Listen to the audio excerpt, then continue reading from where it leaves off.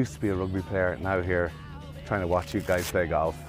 But listen, That's a deep fall for me.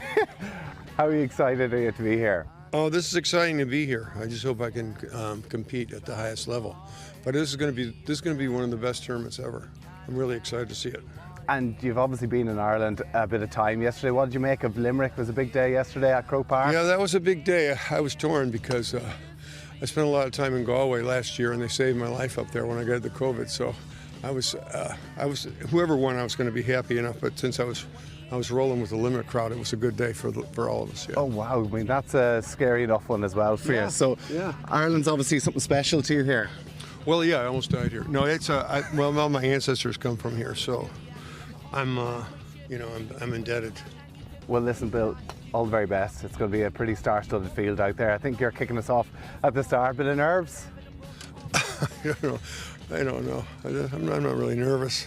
I'm just unqualified.